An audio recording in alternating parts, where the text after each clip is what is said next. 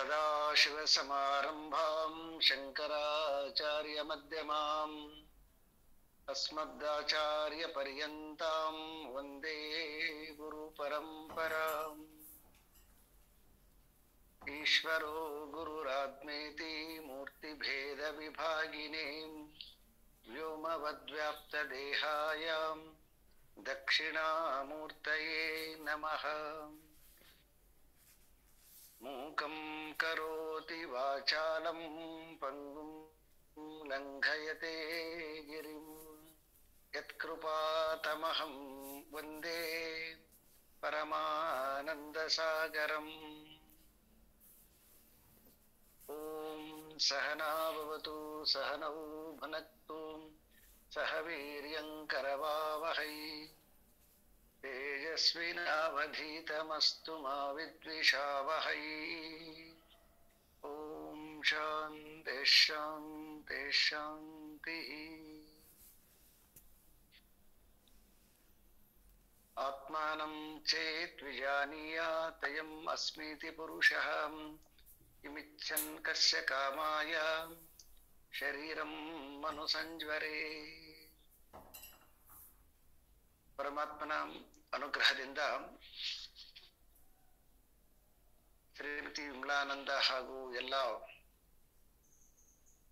ಪಂಚದಶಿ ಶ್ರೋತೃ ವರ್ಗವೇ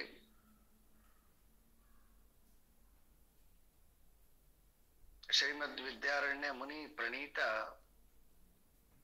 ಪಂಚದಶಿ ಸಪ್ತಮೋಧ್ಯಾಯ ತೃಪ್ತಿ ದೀಪ ಪ್ರಕರಣ. ಸೊ ಈ ತೃಪ್ತಿ ಅನ್ನುವಂತಹದ್ದು ಹೇಗೆ ಮನುಷ್ಯನಿಗೆ ಪ್ರಾಪ್ತಿ ಮಾಡಿಕೊಳ್ಬೇಕು,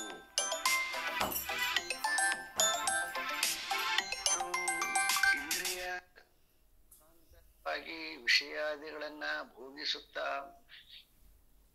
ಏನು ತೃಪ್ತಿಯನ್ನ ಪಡೆದುಕೊಳ್ತೀವಿ, ಆ ತೃಪ್ತಿಯ ಬಗ್ಗೆ ವಿದ್ಯಾರಣ್ಯ ಮುನಿಗಳು ಇಲ್ಲಿ ವಿವರಣೆಯನ್ನ ಕೊಡ್ತಾ ಇಲ್ಲ.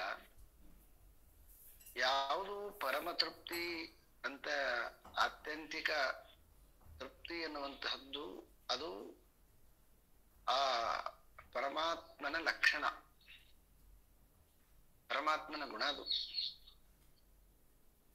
ಅಂತಹ ಪರಮಾತ್ಮನನ್ನ ತಿಳಿದಾಗ ಮಾತ್ರ ಅದು ಆತ್ಯಂತಿಕ ತೃಪ್ತಿಯನ್ನ ಪಡಿತದೆ. ಹಾಗಾಗಿ ಯಾರು ತಾನು ಆತ್ಮಸ್ವರೂಪ ಎನ್ನುವಂತಹ ಜ್ಞಾನವನ್ನ ಶಾಸ್ತ್ರದಿಂದ ಶ್ರವಣ ಮುಖಾಂತರವಾಗಿ ಸ್ಪಷ್ಟವಾಗಿ ಅರಿತುಕೊಂಡು ಅದನ್ನು ಮನನ ಮಾಡಿ, ಮತ್ತೆ ಯಾರು ಅದನ್ನ ನಿಧಿಧ್ಯಾಸನದಲ್ಲಿ ಅಭ್ಯಾಸ ಮಾಡ್ತಿರ್ತಾನೋ, ಅಭ್ಯಾಸ ಮಾಡುವಂತಹ ಅಭ್ಯಾಸಿಯನ್ನ ಈ ಪ್ರಾರಬ್ಧ ಅನ್ನುವಂತಹ ಸಂಗತಿಯನ್ನ ತೆಗೆದುಕೊಂಡು ಲೋಕದಲ್ಲಿ ನೋಡ್ಲಿಕ್ಕೆ ಪ್ರಾರಬ್ಧ ಅನುಭವಿಸುವನಾಗಿ ಕಂಡ್ರೂ ಕೂಡ ವಸ್ತುತಃ ಪ್ರಾರಬ್ಧ ಅನ್ನುವಂತಹದ್ದು ಜ್ಞಾನಿಗೆ ಇಲ್ಲವೇ ಇಲ್ಲ ಅನ್ನುವಂತಹದ್ದು ವೇದಾಂತದಲ್ಲಿ ಬಹಳ ಸ್ಪಷ್ಟವಾಗಿದೆ. ಸೊ ನಮಗೆ ಅದು ಅನುಭವಕ್ಕೆ ನಮಗೆ ಬಾರದೇ ಇರ್ಬೋದು. ಯಾಕಂತಂದ್ರೆ ನಾವಿನ್ನೂ ಸೊ ಆತ್ಮದಲ್ಲಿ ನಮ್ಮ ಸಂಪೂರ್ಣವಾದ ಇರುವಿಕೆಯನ್ನ ನಾವು ಆತ್ಮದಲ್ಲಿ ಲಗ್ನ ಮಾಡದೇ ಇರುವುದರಿಂದ, ಈಗ ಕೇವಲ ನಾವು ಅರ್ಥ ಮಾಡಿಕೊಳ್ಳೋ ಕಾರಣದಿಂದ ನಮಗೆ ಈಗ ಹೇಳುವಂತಹ ವಿಷಯ ಅದು ಅನುಭವಕ್ಕೆ ಬಾರದೇ ಇರ್ಬೋದು. ಆದರೆ ಸ್ಪಷ್ಟವಾಗಿ ಹೇಳ್ತಾ ಇದ್ದಾರೆ, ಎಲ್ಲರ ಅನುಭವದಲ್ಲಿ ತಿಳಿಸುವ ಹಾಗೆ ಇಂದಿನ ಉಪನ್ಯಾಸದಲ್ಲಿ ಹೇಳ್ತಾ ಇದ್ರು. ನಾವು ವಿಚಾರ ಮಾಡಿದ್ವಿ ಅಂತಂದ್ರೆ ಈ ನಮಗೆ ಮನುಷ್ಯನಿಗಿರ್ತಕ್ಕಂಥದ್ದು 3 ಅವಸ್ಥೆಗಳು, ಜಾಗೃತ, ಸ್ವಪ್ನ, ಸುಷುಪ್ತಿ ಅಂತ ಅವಸ್ಥೆಗಳು. ಒಮ್ಮೆ ಈ ಅವಸ್ಥೆಯಿಂದ ಇನ್ನೊಂದು ಅವಸ್ಥೆಗೆ ಹೋದಾಗ, ಜಾಗೃತದಿಂದ ಸ್ವಪ್ನಕ್ಕೆ ಹೋದಾಗ ಜಾಗೃತವನ್ನ ಎಲ್ಲ ಬಿಟ್ಟು ಬಿಡ್ತಾನೆ. ಇಂದ್ರಿಯಗಳ ಅನುಭವದಿಂದ ಏನು ಒಂದು ಜೀವನ ಇದೆಯೋ ಆ ಜೀವನ ಸ್ವಪ್ನದಲ್ಲಿಲ್ಲ. ಅಲ್ಲಿ ಕೇವಲ ಮನಸ್ಸಿನ ಕಲ್ಪನೆಯಿಂದ ಇರುವಂತಹ ಜಗತ್ತಿದೆ. ಇನ್ನು ಅಲ್ಲಿಂದ ನಾವು ಸುಷುಪ್ತಿಗೆ ಹೋದ್ವಂತಂದ್ರೆ ಆ ಮನಸ್ಸು ಕೂಡ ಲಯವಾಗಿ ಕೇವಲ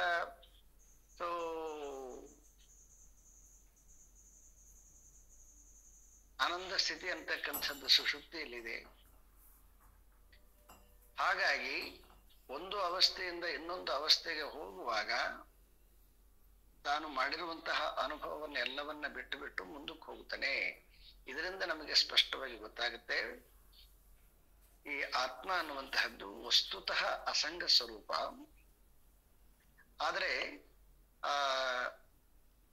ಅದು ನಮಗೆ ಅನುಭವಕ್ಕೆ ಯಾಕೆ ವೇದ್ಯ ಆಗ್ತಿಲ್ಲ ಅಂತಂದ್ರೆ, ನಮಗೆ ಅದರದಿನ್ನೂ ಎಕ್ಸ್ಪೀರಿಯನ್ಸ್ ಆಗದೇ ಇರೋದರಿಂದ ನಮಗಿನ್ನೂ ಆ ವಿಷಯದಲ್ಲಿ ಒಂದಿಷ್ಟು ಗೊಂದಲ ಅಂತಕ್ಕಂಥದ್ದು ಕೇಳುವಾಗ ನಮಗೆ ಅರ್ಥ ಆಗಿರುವಾಗೆ ಕಂಡ್ರೂ ಕೂಡ ಆದ್ರೆ ಪರ್ಫೆಕ್ಟ್ ಆಗಿ ಅದನ್ನ ಅನುಭವಿಸ್ಲಿಕ್ಕೆ ಆಗ್ತಾ ಇಲ್ಲ. ಯಾಕೆ ಅಂತಂದ್ರೆ ನಮಗೆ ಅದು ಇನ್ನೂ ಅಳವಡ್ಬೇಕಾಗ್ಯದ. ಈಗ ನೋಡಿ, ಒಂದು ಚಿಕ್ಕದು ಒಂದು ಸಣ್ಣದ ಎಕ್ಸಾಂಪಲ್ ತಗೊಂಡಿವಿ ಅಂತಂದ್ರೆ, ಒಂದು ಏಜ್ ಅಲ್ಲಿ ಇರುವಂತಹ ಅನುಭವ ಮತ್ತೊಂದು ಏಜಿಗೆ ಬರೋದಿಲ್ಲ ನೋಡಿ. ಇದರಿಂದ ಏನು ಗೊತ್ತಾಗುತ್ತೆ, ನಾವು ಮುಂದೆ ಮುಂದೆ ಚಲಿಸ್ತಾ ಇದ್ದೀವಂತೆ ಗೊತ್ತಾಗುತ್ತಾ. ಮನಸ್ಸಿನಲ್ಲಿ ನೆನಪಿನ ಬುತ್ತಿ, ಅದು ಬುತ್ತಿ ಅಷ್ಟೇನೆ. ಅದ್ರಲ್ಲಿ ಏನು ಅದು ಪ್ರಾಕ್ಟಿಕಲ್ ಆಗಿ ಬರೋದಿಲ್ಲ. ಈಗ ಕಾಲೇಜಿಗೆ ಸ್ಕೂಲಿಗೆ ಹೋಗಿರ್ತಕ್ಕಂಥ ನೆನಪಿರ್ಬಹುದೇನು, ಈಗ ಕಾಲೇಜಿಗೆ ಸ್ಕೂಲಿಗೆ ಹೋಗಕ್ಕಾಗೋದಿಲ್ಲ. ಯಾಕಂದ್ರೆ ನಾವು ಅದನ್ನ ಕ್ರಾಸ್ ಮಾಡಿ ಬಂದ್ಬಿಟ್ಟಿದ್ದೀವಿ ಮುಂದಕ್ಕ. ಹೀಗೆ ನಮ್ಮ ಜೀವನ ಅಂತಕ್ಕಂಥದ್ದು ನಾವೇನು ಎಷ್ಟು ಈಗ ಶರೀರ ತಗೊಂಡ ಮೇಲೆ ಎಷ್ಟು ವರ್ಷಗಳಂತ ಅಂತೀವಿ, ಈ ವರ್ಷಗಳನ್ನ ನೋಡಿದಾಗಲೂ ಕೂಡ ನಾವು ಹಿಂದಕ್ಕೆ ಹೋಗಕ್ ಬರೋದಿಲ್ಲ. ಇನ್ನೇನಿದ್ರೆ ಮತ್ತೆ ಮುಂದಕ್ಕೆ ಹೋಗ್ತೀವಿ. ಇದರಿಂದನೂ ಗೊತ್ತಾಗುತ್ತೆ. ಸೊ ನಮ್ದು ಸ್ವಭಾವ ಅಂತಕ್ಕಂಥದ್ದು ವಸ್ತುತಃ ಅಸಂಗ ಸ್ವರೂಪವೇ ಅಂತಕ್ಕಂಥದ್ದು. ಆದ್ರೆ ಅಜ್ಞಾನದಿಂದ ಮಿಕ್ಸ್ ಮಾಡಿಕೊಡ್ತೀವಿ, ದಟ್ ಇಸ್ ಸೆಕೆಂಡ್ರಿ.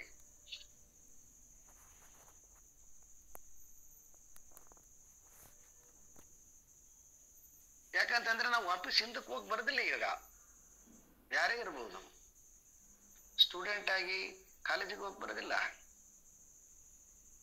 ಈ 20-22ನೇ ವರ್ಷದಲ್ಲಿ ಏನು ಒಂದು ಮದುವೆ ಮಾಡಿಕೊಳ್ತೀವಲ್ವ, ಆ ಒಂದು ಏನು ಒಂದು ಹುಡುಗಾಟಿಗೆ ಆ ಒಂದು ರೀತಿ ಇರ್ತಕ್ಕಂಥ ಏನೋ ಒಂದು ಪಡ್ಕೊಳ್ಬೇಕಾಗಿರ್ತಕ್ಕಂಥದ್ದು ಯಾವುದಿದೆಯೋ, ಈಗ ಅದನ್ನ ಮಾಡಕ್ ಹೋದ್ವಿ ಅಂದ್ರೆ ಅದು ಬರೋದಿಲ್ಲ. ಅದು ಮದುವೆ ಆಗ್ಬೋದೇನೋ, ಆದ್ರೆ ಆ ಏನು ಒಂದು ವಯಸ್ಸಿನ ಒಂದು ವೈಭವ ಇದೆಯಲ್ವಾ, ಅದು ಇಂಪಾಸಿಬಲ್. ಅದು ಈಗ ನೋಡಿದಾಗ ಗೊತ್ತಾಗುತ್ತೆ, ಇದು ನಿರಂತರವಾಗಿ ಚಲಿಸುವಂತಹದ್ದು. ಈ ಚಲಿಸುವಂತಹ ಒಂದು ಸ್ಥಿತಿ ಇದು ಯಾವುದು ಅಂತಂದ್ರೆ, ಎಲ್ಲವನ್ನ ಅನುಭವಿಸದಂತೆ ಮಾಡಿ ಮತ್ತೆ ಮುಂದಕ್ಕೆ ಹೋಗ್ತಕ್ಕಂಥದ್ದು. ಹೀಗೆ ಒಬ್ಬ ಮುಮುಕ್ಷು ಆಗಿರ್ತಕ್ಕಂಥವನು ಜಾಗೃತದ ಲೋಕವನ್ನ ಜೀವನ ಮಾಡಿ ಯಾವಾಗ ಅವನು ಕನಸಿಗೆ ಹೋಗ್ತಾನ, ಅವಾಗ ಕನಸಿನಲ್ಲಿ ಜಾಗೃತ ಲೋಕದ ಎಲ್ಲ ವ್ಯವಹಾರವನ್ನ ಬಿಟ್ಟು ಬಿಟ್ಟು ಹೋಗ್ತಾನೆ. ಮತ್ತೆ ಕನಸಿನಿಂದ ಯಾವಾಗ ಸುಷುಪ್ತಿಗೆ ಹೋಗ್ತಾನ, ಅಲ್ಲಿ ಲಯವಾಗಿ ಇಲ್ಲಿ ಎರಡೂ, ಈ ಜಾಗೃತ ಸ್ವಪ್ನ ಯಾವುದೇ ಇರದಿರ್ತಕ್ಕಂತಹ ಇಂದ್ರಿಯ ಜ್ಞಾನ ಇರ್ಬೋದು ಮತ್ತೆ ಮನಸ್ಸಿನ ಜ್ಞಾನ ಇರ್ಬೋದು, ಇವೆರಡೂ ಇಲ್ಲದೆ ಇರತಕ್ಕಂತಹ ಸ್ಥಿತಿಯನ್ನ ನಿರಂತರವಾಗಿ ಪ್ರಜ್ಞಾಪೂರ್ವಕವಾಗಿ ಪಡೆದಿರುವಂತಹ ಮುಮುಕ್ಷು ಜ್ಞಾನಿ.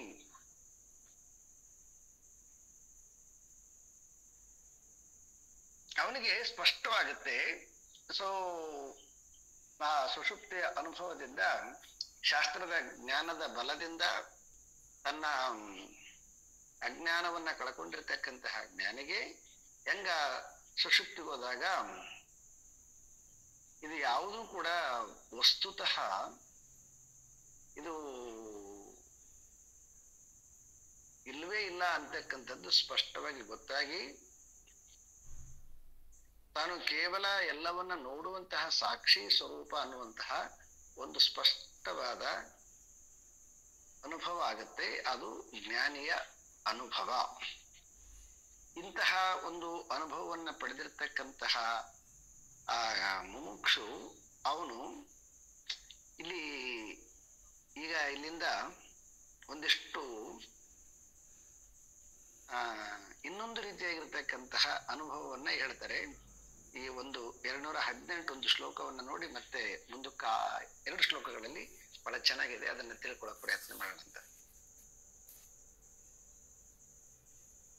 ವಿಲಯೋಪ್ಯಸ್ಯ ಸುಪ್ತಾದೌ ಸಾಕ್ಷಿಣಾ ಹಿ ಅನುಭೂಯತೆ ಏತಾದೃಶಂ ಸ್ವಸ್ವಭಾವಂ ವಿವಿನಕ್ತಿ ಪುನಃ ಪುನಃ. ವಿಲಯ ಅಪಿ ಅಸ್ಯ ಸುಪ್ತಾದವು ಅಂತಾರೆ ಅವರು. ಅಂದ್ರೆ ವಿಲಯ ಅಂದ್ರೆ ಯಾವಾಗ ಸುಷುಪ್ತಿಯಲ್ಲಿ ಮನಸ್ಸು ಲಯವಾಗಿರ್ತದೋ ಆ ಲಯವಾಗಿರ್ತಕ್ಕಂತಹ ಸ್ಥಿತಿಯಲ್ಲಿ ಸಾಕ್ಷಿಣಾಹಿ ಅನುಭೂಯತೆ, ಆವಾಗ ಕೇವಲ ನಮ್ಮ ನಿಜವಾದ ಸ್ವರೂಪ ಆವಾಗ ಎಲ್ಲವನ್ನ ಕಳೆದುಕೊಂಡು ಕೇವಲ ಸಾಕ್ಷಿಯಾಗಿರ್ತದೆ. ಏತಾದೃಶಂ ಸ್ವಸ್ವಭಾವಂ, ಅದು ನಮ್ದು ನಿಜವಾಗಿರ್ತಕ್ಕಂತಹ ಸ್ವರೂಪ. ಜ್ಞಾನಿಯಾಗಿರ್ತಕ್ಕಂಥವನು ಈ ಒಂದು ಸುಷುಪ್ತಿಯ ಅನುಭವದಿಂದ ಮತ್ತು ಶಾಸ್ತ್ರದ ಬಲದಿಂದ ಇದನ್ನ ಸ್ಪಷ್ಟ ಮಾಡಿಕೊಂಡು ಪುನಃ ಪುನಃ ಪುನಃ ಪುನಃ ಇದನ್ನ ಅನುಭವಿಸ್ತಾ ಮಾಡ್ತಾ ಅವನೇನ್ ಮಾಡ್ತಾನೆ ಅಂತಂದ್ರೆ ಸ್ಪಷ್ಟವಾಗಿ ತಾನು ಅಸಂಗ ಸ್ವರೂಪ, ಸಾಕ್ಷಿ ಸ್ವರೂಪ, ಯಾವ ಪರಮಾತ್ಮನ ಗುಣ ಇದೆಯೋ ಆ ಪರಮಾತ್ಮನ ಗುಣ ಅವನು ತನ್ನ ಶಾಸ್ತ್ರದ ಅನುಭವದಿಂದ ಅನುಭವಿಸ್ತಾನೆ. ಅನುಭವಿಸಿದಾಗ ತಾನು ಹಿಂದೆ ಮಾಡಿರತಕ್ಕಂತಹ ಸಂಗತಿಗಳನ್ನ ಈಗ ಹೇಗೆ ನೋಡ್ತಾನ ಅವನು. ಯಾವಾಗ ಅವನು ಅಜ್ಞಾನ ಕಾಲದಲ್ಲಿ ಏನು ಒಂದಿಷ್ಟು ಕರ್ಮವನ್ನ ಮಾಡಿದ್ದ, ಆ ಕರ್ಮವನ್ನ ಹೇಗೆ ನೋಡ್ತಾನೆ ಅಂತಕ್ಕಂತಹದ್ದನ್ನ ಈ 2 ಶ್ಲೋಕದಲ್ಲಿ ತಿಳಿಸ್ತಾರೆ. ಅದರಲ್ಲಿ ಸ್ಪೆಷಲ್ವಾಗಿ 219ನೇ ಶ್ಲೋಕದಲ್ಲಿ ಆ ವೈರಾಗ್ಯದ ಒಂದು ಸಾಂಕೇತಿಕವಾಗಿ ಒಂದು ಸುಂದರವಾಗಿರ್ತಕ್ಕಂತಹ ಎಕ್ಸಾಂಪಲ್ ಕೊಡ್ತಾರೆ. ವಿವಿಚ್ಯನಾಶಂ ನಿಶ್ಚಿತ್ಯ ಪುನರ್ಭೋಗಂ ನ ವಾಂಛತಿ ಮುಮೂರ್ಷು ಶಾಯಿತೋ ಭೂಮೌ ವಿವಾಹಂ ಕೋಭಿವಾಂಛತಿ. ನಿಶ್ಚಿತ್ಯ ನಾಶಂ ವಿವಿಚ್ಛ ಅಂದ್ರೆ ಪುನಃ ಪುನಃ ವಿಚಾರ ಮಾಡಿರ್ತಕ್ಕಂತಹ ಜ್ಞಾನಿ ನಿಶ್ಚಯ ಮಾಡಿಕೊಂಡು ತಾನು ಅಸಂಗ ಸ್ವರೂಪ ಅನ್ನುವಂತಹದ್ದನ್ನ ನಿಶ್ಚಯ ಮಾಡಿಕೊಂಡ್ಮೇಲೆ ನ ವಾಂಛತಿ ಪುನಃ ಭೋಗಂ, ಅವನು ಮತ್ತೆ ಯಾವುದೇ ಕಾರಣಕ್ಕೆ ಭೋಗವನ್ನ ಕಸ್ಯ ಬಯಸೋದಿಲ್ಲ. ಕಸ್ಯ ಕಾಮಾಯ ಅಂತ ಹೇಳ್ತಾ ಇದ್ರಲ್ಲ, ಅದೇ ಸಬ್ಜೆಕ್ಟ್. ಮತ್ತೆ ಅವನು ಕಾಮವನ್ನ ಬಯಸುವುದಿಲ್ಲ. ಯಾಕೆಂತಂದ್ರೆ ತಾನು ಎಲ್ಲಾ ವಾಂಛೆಗಳನ್ನ ಬಿಟ್ಟು ಅಸಂಗ ಅನ್ನುವಂತಹದ್ದು ಸ್ಪಷ್ಟವಾಗಿರ್ತದೆ.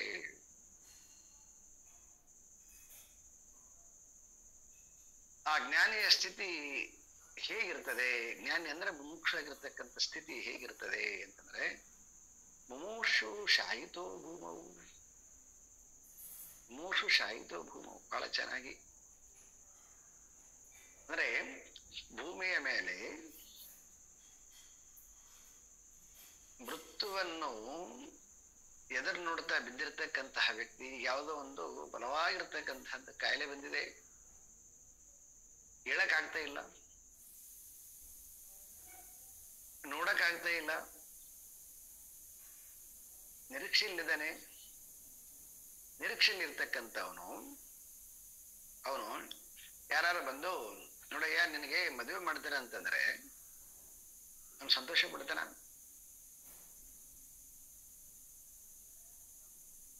ಯಾಕೆ ಅಂತಂದ್ರೆ ಆ ಸ್ಥಿತಿಯಲ್ಲಿ ಅವನಿಗೆ ಮೃತ್ಯುವನ್ನ ಎದುರು ನೋಡ್ತಿರ್ತಾನ. ಯಾವಾಗ ನನಗೆ ನಾನು ಇದರಿಂದ ಬಿಡುಗಡೆ ಆದೇನು ಅನ್ನುವಂತಹ ಮನೋಸ್ಥಿತಿಯಲ್ಲಿ ಇರ್ತಕ್ಕಂಥವನಿಗೆ ಮದುವೆ ಮಾಡ್ತೀವಿ ಅಂತ ಹೇಳಿದ್ರೆ ಖುಷಿ ಆಗುತ್ತಾ? ಅವನಿಗೆ ಅಟ್ಲೀಸ್ಟ್ ಅದರದ್ದು ಆಶರ ಬರ್ತದ?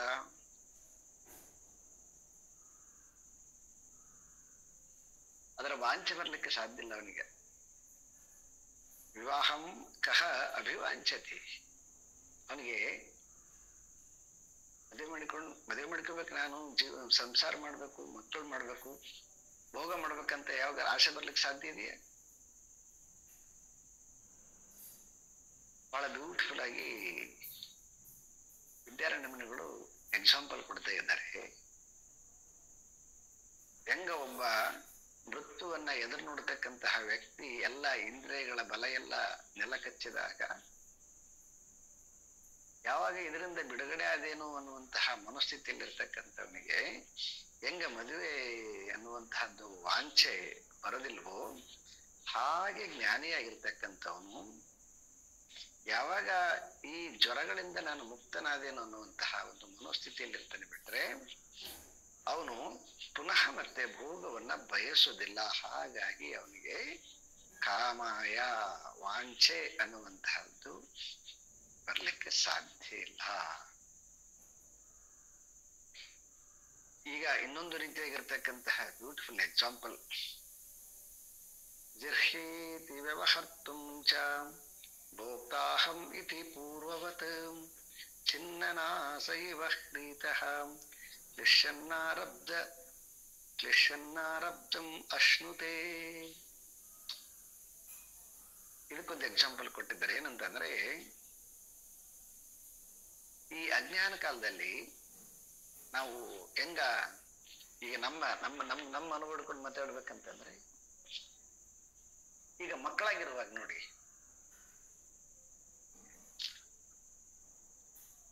ನಮಗೆ ತಿಳುವಳಿಕೆ ಬರೋದಕ್ಕಿಂತ ಮುಂಚೆ ಮಕ್ಕಳಾಗಿರುವಾಗ ಏನಿಲ್ಲ ಕೆಲವೊಂದನ್ನ ಕರ್ಮಗಳನ್ನ ಮಾಡಿರ್ತೀವಿ. ದೊಡ್ಡವರಾಗ್ತೀವಿ, ನೆನಪಿ ಅದು ಕರ್ಮ ಮಾಡಿರ್ತಕ್ಕಂಥದ್ದು ನೆನಪಿರ್ತದ. ಆದ್ರೆ ಇವು ನಾನು ಹಾಗೆ ಮಾಡಿದ್ದೀನ ಯಾರು ಅದನ್ನ ನೆನಪು ಮಾಡಿಕೊಂಡು ಮನೆಯಲ್ಲಿ ಇರೋರು ಹೇಳಿದ್ರೆ ಹೆಂಗ ನಾಚಿಕೆ ಪಡ್ತಾನೋ ಹಾಗೆ ಇದಕ್ಕೊಂದು ಎಕ್ಸಾಂಪಲ್ ಕೊಟ್ಟಿದ್ರೆ ಏನು, ಚಿನ್ನನಾಶ ಇವ ಹ್ರೀತಃ. ಚಿನ್ನನಾಶ ಅಂತ, ಚಿನ್ನ ಅಂತಂದ್ರೆ ಮೂಗು ಕಟ್ ಮಾಡ್ಕೊಂಡಿರ್ತಕ್ಕಂಥವನು ಯಾವ್ದೋ ಕಾರಣಕ್ಕೆ ಮೂಗು ಕಟ್ಟಾಗಿರ್ತದೆ. ಮೂಗು ಕಟ್ಟಾಗಿರುವಾಗ ಹೆಂಗ ಅಚಾನಕ್ಕಾಗಿ ಏನಾದ್ರು ಪಬ್ಲಿಕ್ ಜೊತೆಗೆ ಹೊರಗಡೆ ಬಂದು ಏನಾದ್ರು ಮಾತಾಡ್ಬೇಕಂತಂದಾಗ ಹೆಂಗ ತನ್ನ ಮೂಗನ್ನ ತಾನು ಮುಚ್ಚಿಕೊಂಡು ಮಾತನಾಡ್ತಾನೋ ಆ ರೀತಿಯಾಗಿ ಜ್ಞಾನಿ ಆ ಹಿಂದಿನ ಅಜ್ಞಾನ ಕಾಲದಲ್ಲಿ ಏನು ವಾಂಛೆಗಳನ್ನ ಪಡ್ತಾ ಇದ್ದ, ಅದೇ ಜೀವನ ಅನ್ಕೊಂಡಿದ್ದ, ಅದನ್ನು ನೋಡಿ ಅವನಿಗೆ ಆ ರೀತಿ ಆಗತ್ತೆ.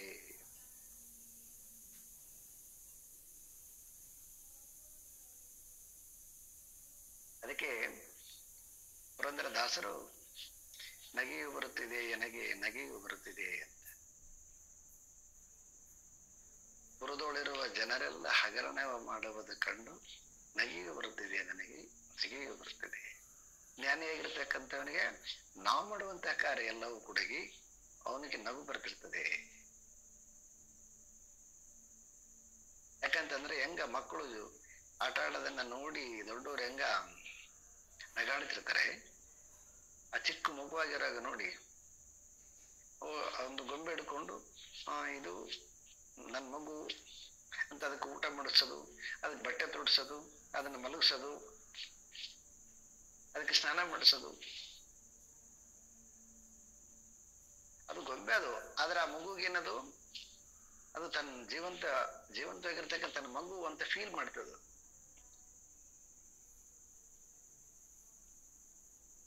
ಅದನ್ನ ಯಾರಾದ್ರೂ ದೊಡ್ಡವ್ರು ನೋಡಿದರೆ ಆ ಮಕ್ಕಳ ಆಟ ನೋಡಿ ಏನ್ ಮಾಡ್ತಾರೆ, ಅವರು ನಗಾಡ್ತಾರೆ. ಹಾಗೆ ಜ್ಞಾನಿಯಾಗಿರ್ತಕ್ಕಂಥವನು ತಾನು ಮಾಡಿರ್ತಕ್ಕಂತಹ ಕರ್ಮಗಳನ್ನ ಈಗ ತಾನು ಕರ್ಮದಿಂದ ಆ ಫಲ ವ್ಯಾಪ್ತಿಯಿಂದ ಹೊರಗೆ ಬಂದಿದ್ದಾನೆ. ತಾನು ಮಾಡಿರ್ತಕ್ಕಂಥ ಕರ್ಮವನ್ನು ನೋಡಿ ತಾನೇ ಒಂದು ರೀತಿಯಿಂದ ಅಸಹ್ಯ ಪಡ್ತಾನೆ. ಯಾವ ರೀತಿಯಾಗಿ ಮಾತನಾಡ್ತಿದ್ದೆ, ಯಾವ ರೀತಿಯಾಗಿ ನಿರ್ಧಾರ ಏನು, ಕೆಲವೊಂದೆಲ್ಲ ನಿರ್ಧಾರಗಳನ್ನು ನೋಡಿದಾಗ ಗೊತ್ತಾಗುತ್ತಲ್ಲ.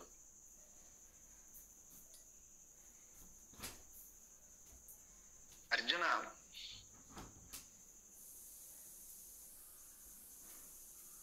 ಕೃಷ್ಣ ಲೀಲಾಮೃತದಲ್ಲಿ ಕೊನೆ ಗಳಿಗೆಯಲ್ಲಿ ಆ ಮಥುರದಿಂದ ಅಯೋಧ್ಯಕ್ಕೆ ಇದು ಹಸ್ತಿನಾಪುರಕ್ಕೆ ಹೋಗುವಾಗ ಕೃಷ್ಣ ಸಮಾಪ್ತಿಯಾಗಿರ್ತದೆ. ಆ ಗೋಪಿಕರನ್ನ ಕರ್ಕೊಂಡು ಹೋಗ್ತಿರ್ತಾನ.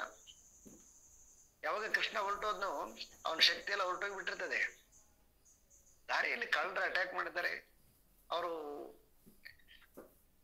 ಮೈಮೇಲಿರ್ತಕ್ಕಂಥ ಉತ್ತರೆಯವನ್ನ ಕಳ್ಳರು ಅಪಹರಿಸ್ತಾರೆ. ಅರ್ಜುನಿಗೆ ಏನು ಮಾಡಕ್ಕಾಗೋದಿಲ್ಲ.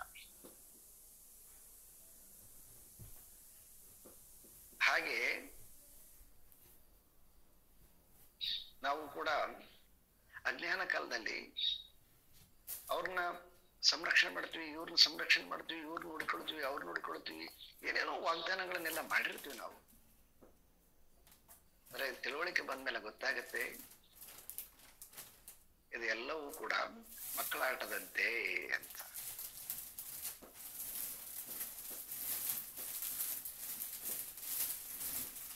ಒಬ್ಬ ಜ್ಞಾನಿ ತಾನು ಮಾಡಿರ್ತಕ್ಕಂತಹ ಕೆಲವೊಂದು ಕರ್ಮಗಳನ್ನ ನೋಡಿ ಕೆಲವೊಂದನ್ನು ನಾಚಿಕೆ ಪಡ್ತಾನೆ, ಕೆಲವೊಂದನ್ನು ನಗಾಡ್ತಾನೆ.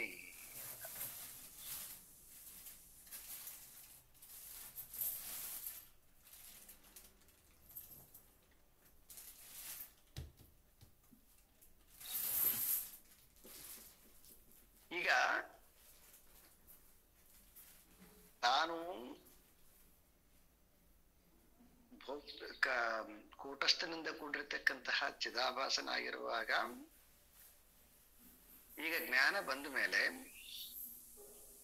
ಆ ಚಿದಾಭಾಸನಾಗಿ ಮಾಡಿರ್ತಕ್ಕಂತಹ ವ್ಯವಹಾರಗಳನ್ನ ನೋಡಿನೇ ಅವನು ನಾಚಿಕೆ ಪಡ್ಕೊಳ್ಳುವಾಗ ಇನ್ನು ಆತ್ಮನ ಮೇಲೆ ಆರೋಪ ಮಾಡಕ್ ಸಾಧ್ಯನಾ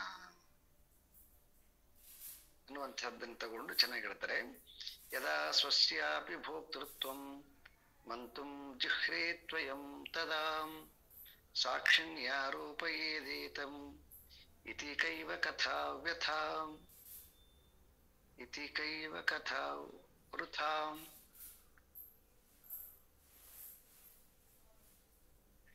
ಈ ರೀತಿಯಾಗಿ ಈಗ ಸಾಮಾನ್ಯವಾಗಿ ಇದು ಒಂದು ಸ್ವಲ್ಪ ಮೂಲ ಪ್ರಶ್ನೆ ಇದೆ. ಇದು ಏನಂತಂದ್ರೆ,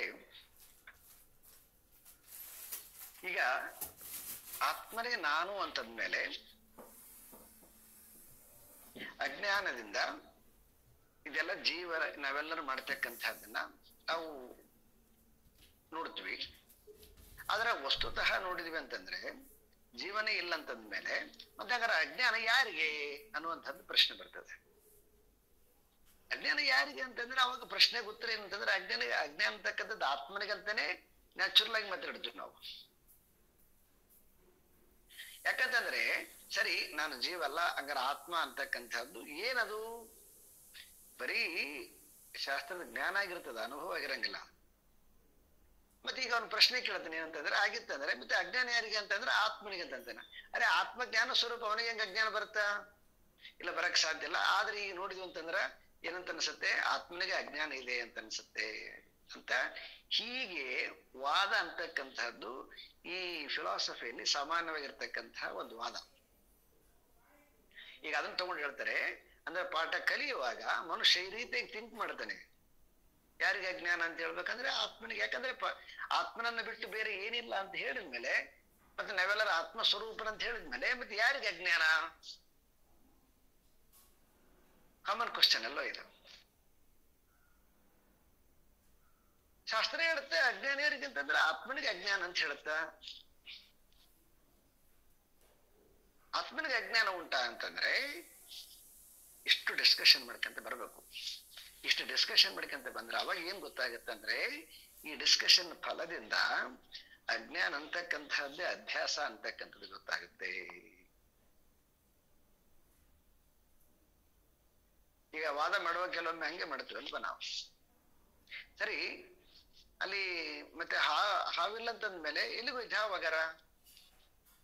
ಹಗ್ಗದಲ್ಲಿ ಹಾವಾಗಿ ಕಾಣಿಸ್ಕೊಂಡಿತ್ತು, ಹಗ್ಗನೇ ಹಾವಾಗಿದೆ. ಸರಪ್ಪ, ಈಗ ನಮ್ಗೆ ಅದ್ ಪ್ರಶ್ನೆ ಇರ್ಲಿ, ಈಗ ಅಲ್ಲಿ ಹಾವಿಲ್ಲ ಅಂತ ಹೇಳ್ತಿಲ್ವಾ, ಮತ್ತೆ ಎಲ್ಲಿ ಹೋಯ್ತು ಹಂಗಾರ ಅಂತ ಕ್ವಶನ್ ಕೇಳಿದ್ರೆ ಏನದಕ್ಕೆ ಆನ್ಸರ್? ಅದಕ್ಕ ಇಲ್ಲ, ಹಾವು ಅಂತಕ್ಕಂಥದ್ದು ಇದ್ದೇ ಇದ್ದಿಲ್ಲ. ಹಾವು ಅಂತಕ್ಕಂಥದ್ದು ಕೇವಲ ಭ್ರಾಂತಿ ಅಂತ ಅನ್ಬೇಕಾಗಿತ್ತ. ಹಾಗೆ ಸೊ ಚಿದಾಭಾಸನಿಗೆನೆ ಭ್ರಾಂತಿಯಿಂದ ನಾನು ಕರ್ತ ಭೋಗ್ತ ಅಂತ ಅನ್ಕೊಂಡಿರ್ತಕ್ಕಂಥವನು ಯಾವಾಗ ತಿಳಿದ ಮೇಲೆ ತಾನು ಅಕರ್ತ ಅಭೋಕ್ತ ಅಂತ ಆದ್ಮೇಲೆ ಅದು ಆತ್ಮನ ಮೇಲೆ ಆರೋಪ ಮಾಡಕ್ ಬರ್ತದ. ಸೊ ಹಾಗಾಗಿ ಈ ಅಜ್ಞಾನ ಅಂತಕ್ಕಂಥದ್ದು ಕೂಡ ಒಂದು ಕೇವಲ ಕಲ್ಪನೆ. ಇದು ವಸ್ತುತಃ ಅಜ್ಞಾನನೇ ಇಲ್ಲದು. ಶಂಕರರ ಸಿದ್ಧಾಂತದಲ್ಲಿ ಅಜ್ಞಾನಕ್ಕೆ ಅವಕಾಶನೇ ಇಲ್ಲ. ಅವರು ಕೇವಲ ಅಧ್ಯಾಸ ಅಂತ ಕರೆದಿದ್ದಾರೆ. ಅಧ್ಯಾಸ ಅಂತಂದ್ರೆ ಅದು ಅಲ್ಲದರಲ್ಲಿ ಅದನ್ನ ಕಲ್ಪಿಸಿರ್ತಕ್ಕಂಥದ್ದು ಅಂತ. ಅಧ್ಯಾಸೋ ನಾಮ ತಸ್ಮಿನ್ ತದ್ಬುದ್ಧಿ. ಆತ್ಮನ ಮೇಲೆ ಜೀವತ್ವವನ್ನ ಕಲ್ಪಿಸಿದ್ದೀವಿ. ಸೊ ಕಪ್ಪೆ ಚಿಪ್ಪಿನ ಮೇಲೆ ರಜತವನ್ನ ಕಲ್ಪಿಸಿದ್ದೀವಿ. ನಾವು ಕಲ್ಪಿಸಲ್ಲ, ಕಾಣುತ್ತ ದೂರದಂಗ. ಯಾಕಂದ್ರೆ ಅದು ನೇಚರ್ ಅಂತ ಕರಿತಾರೆ ಅವರು, ಸ್ವಭಾವ ಅಂತ ಕರಿತಾರೆ ಅವರು. ಇದು ಸಹಜ ಸ್ವಭಾವ, ಇದಿರದೆ ಹೀಗಿದು.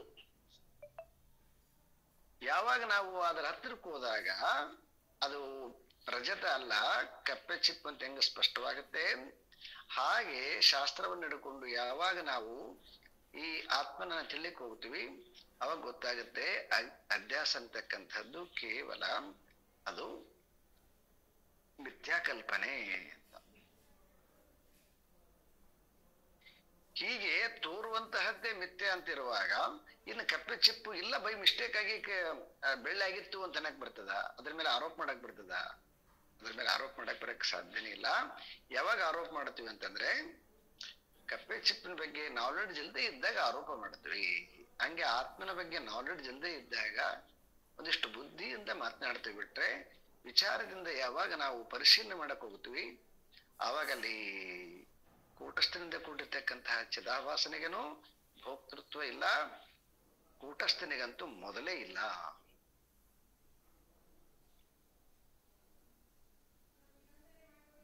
ಸೊ ಹಾಗಾಗಿ ಪ್ರಾರಬ್ಧ ಅನ್ನುವಂತಹದ್ದು ಇದು ಕೇವಲ ಅಧ್ಯಾಸದಿಂದ ಕಾಣಿಸಿಕೊಂಡಿರ್ತಕ್ಕಂಥದ್ದು. ಜ್ಞಾನಿಗೆ ಹೆಂಗಿರ್ತದೆ? ಅದು ಅಧ್ಯಾಸದಿಂದ ತೋರ್ತದ ಅಷ್ಟೇನೆ. ನೋಡೋರಿಗೂ ಕೂಡ ಅಧ್ಯಾಸದಿಂದ ಕಾಣುತ್ತೆ. ಅದು ಇಲ್ಲಿ ಕರೆಕ್ಟ್ ಬಿಡ್ರಿ, ಅವಾಗ ಅದು ಸರಿ. ಏನು ಅಲ್ಲಿ ಕಪ್ಪೆ ಚಿಪ್ಪಿರೋದು ಮತ್ತೆ ಬೆಳ್ಳಿ ಯಾವಾಗ ಬಂತ್ರಿ ಅಂತಂದ್ರೆ ಏನ್ ಹೇಳ್ಬೇಕು? ಯಾವಾಗೆಲ್ಲ ಸೂರ್ಯನ ಕಿರಣ ಬೀಳ್ತದೋ ಅವಾಗೆಲ್ಲ ಬೆಳ್ಳಿ ಕಾಣ್ತದ. ಅದು ಕಂಡಿರೋದ್ರಿಂದ ಇದೆ ಅಂತ ಅನ್ನಕ್ ಬರಂಗಿಲ್ಲ. ಕಾಣ್ತಾ ಇದೆ ಅಂತಂದ್ರೆ ಕೆಲವೊಬ್ಬರು ಬಹಳಷ್ಟು ವಾದ ಹಿಂಗ ಅದ್ವೈತದಲ್ಲಿ. ಮತ್ತೆ ಕಾಣ್ತಾ ಇದೆ ಅಂದ್ರೆ ಇರ್ಬೇಕಲ್ವಾ? ಜಗತ್ತು ಕಾಣ್ತಿದ್ರೆ ಇರ್ಬೇಕಲ್ವಾ? ಇಲ್ಲ, ಜಗತ್ತು ಕಾಣೋದಿಲ್ಲ, ಹಂಗ ತೋರುತ್ತೆ ಅದು. ಅಲ್ರಿ ನಮ್ಗೆ ತೋರ್ಲು, ಬೇರೆ ಎಲ್ಲರಿಗೆ ಹಂಗೆ ತೋರುತ್ತದು. ಜ್ಞಾನಿಗೇನ ಹಂಗ ತೋರುತ್ತೆ, ಅಜ್ಞಾನಿಗೇನ ಹಂಗೆ ತೋರುತ್ತದೆ. ಯಾಕಂದ್ರೆ ದೂರದಿಂದ ನೋಡಿದಾಗ ಎಲ್ಲರಿಗೂ ಕೂಡ ಸೊ ಅದು ಕಪ್ಪೆ ಚಿಪ್ಪು ಬೆಳ್ಳಂಗೆ ತೋರುತ್ತೆ. ಅದು ತೋರೋದ್ರಲ್ಲಿ ನೋ ಡೌಟ್ ವೇದಾಂತ.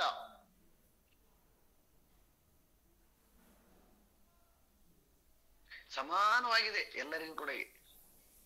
ಯಾರು ಹತ್ತಿರಕ್ಕೆ ಹೋಗ್ತಾರ ಆವಾಗ ಅದ್ರ ರಿಯಾಲಿಟಿ ತಿಳಿತದ. ಅದಕ್ಕೆ ಎಲ್ಲರಿಗೆ ಭಾರಿ ಕನ್ಫ್ಯೂಸ್ ಆಗಿರ್ತಕ್ಕಂಥದ್ದು ಶಂಕರ ವೇದಾಂತ. ಇಷ್ಟು ಸ್ಪಷ್ಟವಾಗಿ ಇದು ಕಾಣ್ತಾ ಇದೆ ಜಗತ್ ಮಿಥ್ಯ ಅಂತ. ಹೇಗೆ ಇದು?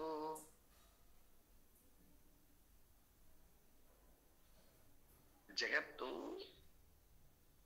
ಆಶಯ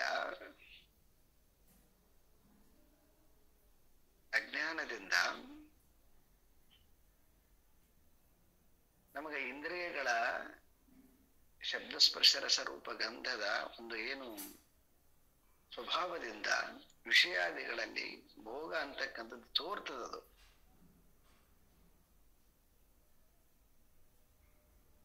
ವಸ್ತುತಃ ಅಲ್ಲಿ ಭೋಗ ಇಲ್ಲದು, ಅಲ್ಲಿ ಆನಂದ ಇಲ್ಲದು.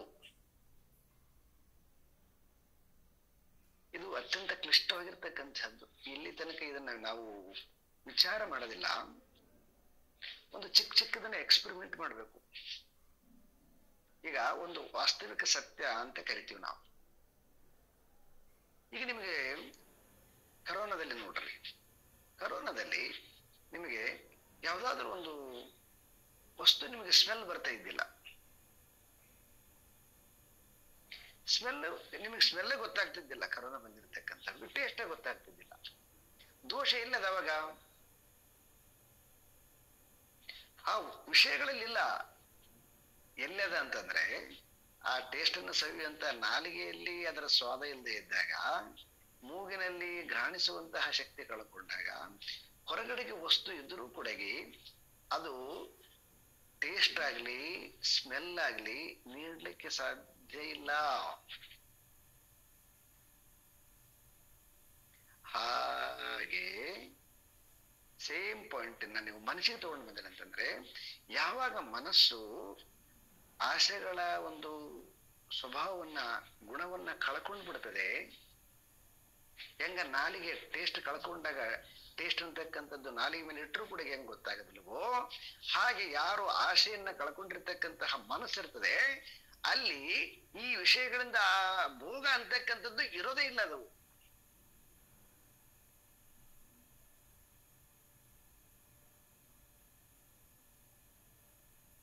ಸೊ ಇದನ್ನ ಎಕ್ಸ್ಪೆರಿಮೆಂಟ್ ಮಾಡ್ಬೇಕದನ್ನ ನಾವು. ಹೆಂಗ ನಮಗೆ ಕರೋನಾದಲ್ಲಿ ಒಂದು ಎಕ್ಸ್ಪೆರಿಮೆಂಟ್ ಆಯ್ತು, ಕೋಲ್ಡ್ ಆಗಿರುವಾಗ ಹೆಂಗ ಎಕ್ಸ್ಪೆರಿಮೆಂಟ್ ಬರ್ತದೆ ನಮಗೆ, ಹಾಗೆ ಜ್ಞಾನದಿಂದ ಏನ್ ಮಾಡ್ಬೇಕು, ಇದನ್ನ ಎಕ್ಸ್ಪೆರಿಮೆಂಟ್ ಮಾಡ್ಬೇಕು. ಇದನ್ನ ಎಕ್ಸ್ಪೆರಿಮೆಂಟ್ ಮಾಡ್ತಾ ಹೋದ್ವಿ ಅಂತಂದ್ರೆ ಅವಾಗ ನಮಗೆ ಇದೆಲ್ಲವೂ ಕೂಡ ಮಿಥ್ಯಾಕಲ್ಪನೆ ಅಂತಕ್ಕಂಥದ್ದು ಗೊತ್ತಾಗುತ್ತೆ.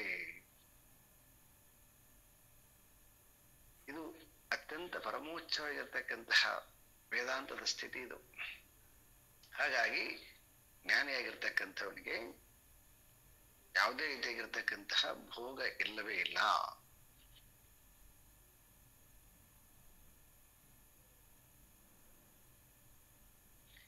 ಇತ್ಯಭಿಪ್ರೇತ್ಯ ಭೋಕ್ತಾರಂ ಆಕ್ಷಿಪತ್ಯ ವಿಶಂಕೆಯ ಕಸ್ಯ ಕಾಮಾಯ ಏತಿ ತತಃ ಶರೀರ ಅನುಜ್ವರೋ ನಹಿ. ಹೀಗಾಗಿ ಈ ಶರೀರದಲ್ಲಿರ್ತಕ್ಕಂಥದ್ದು ಯಾವುದು ಜ್ವರ ಅಂತ ಕರಿತೀವಿ, ಹಾಗೆ ಮನಸ್ಸಲ್ಲಿರ್ತಕ್ಕಂಥದ್ದು ಯಾವುದು ಜ್ವರ ಅಂತ ಕರಿತೀವಿ. ಈ ಜ್ವರ ಅಂತಕ್ಕಂಥದ್ದು ಶಾಸ್ತ್ರ ಬಹಳ ಸ್ಪಷ್ಟವಾಗಿ ನಿರಾಕರಣೆ ಮಾಡ್ತದೆ. ವಸ್ತುತಃ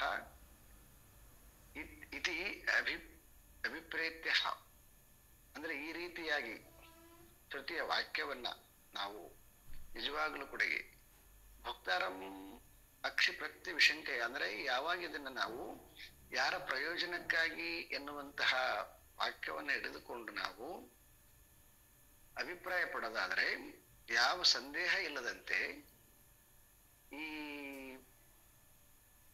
ಭೋಕ್ತೃತ್ವವನ್ನ ಸ್ಪಷ್ಟವಾಗಿ ಅನುಭವದಿಂದ ಜ್ಞಾನಿಯಾಗಿರ್ತಕ್ಕಂಥ ನಿರಾಕರಿಸ್ತಾನೆ.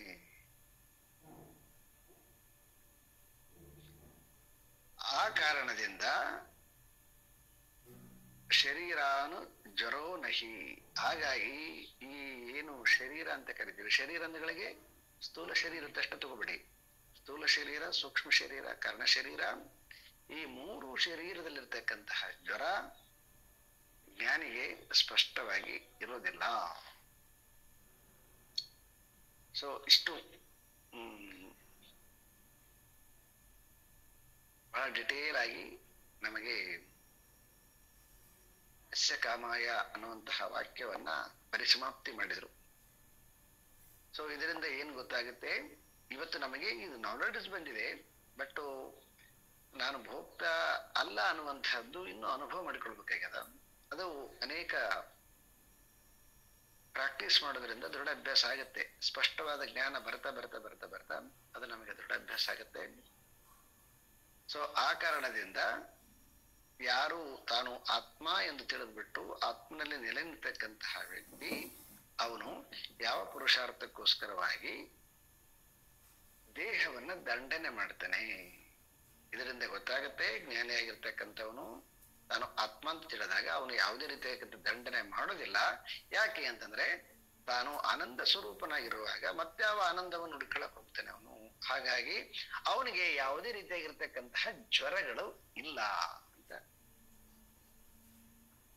ಶಾಸ್ತ್ರ ಡಿಕ್ಲೇರ್ ಮಾಡಿತ್ತು ನಮಗೆ ಇವಾಗ. ಸೊ ಈ ವಾಕ್ಯಕ್ಕೆ ಏನಾಯ್ತು ಅಂತಂದ್ರೆ, ಈ ಪೀಠಿಕೆಯ ವಾಕ್ಯ. ಸೊ ಸಂಪೂರ್ಣವಾಗಿ ಮಂಗಲವನ್ನ ಮಾಡಿದರು ಸಬ್ಜೆಕ್ಟ್ ಅನ್ನು. ಇನ್ನೊಂದು ಸ್ವಲ್ಪ ಈ ಜ್ವರಗಳು ನೆನೆಕೊಂಡೋಗಿ ಮತ್ತೆ ಈ ಇದೇ ವಾಕ್ಯವನ್ನ ಮತ್ತೆ ಪುನಃ ತಗೊಳ್ತಾರೆ. ಈಗ ಈ ಜ್ವರಗಳ ಬಗ್ಗೆ ಮಾತಾಡ್ತಾರೆ. ಜ್ವರ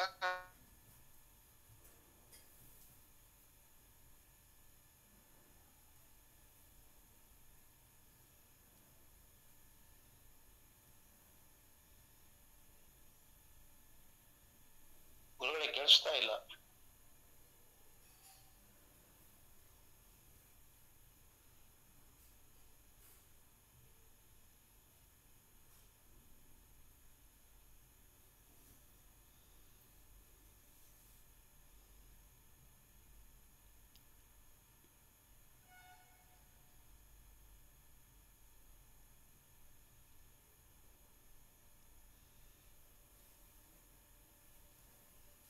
ಕೇಳಿಸ್ತಾ ಇಲ್ಲ. ಹೌದು ಸರ್, ಎಲ್ಲಿ ಹೋಗ್ದಾರಂತೆ ಸರ್? ಕಾಣಿಸ್ತಾ ಇಲ್ಲ ಸರ್. ಇದಾರೆ ಸರ್, ಲೆಫ್ಟ್ ಆಗಿದ್ದಾರೆ ಅನ್ಸುತ್ತೆ. ಇದಾರೆ, ಕೇಳಿಸ್ತಾ ಇಲ್ಲ.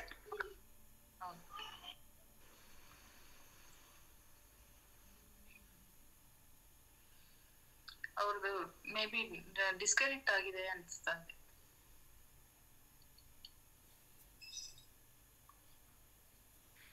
ಇಂಟರ್ನೆಟ್ ಏನಾದ್ರೂ ಹೋಗಿದ್ಯೋ ಏನು? ಹೌದೌದು, ಅದೇ ರೀಜಾಯ್ನ್ ಆಗ್ತಾರೆ, ವೇಟ್ ಮಾಡೋಣ. ಹೌದು, ರೀಜಾಯ್ನ್ ಆಗ್ತಾರೆ. ಓಕೆ.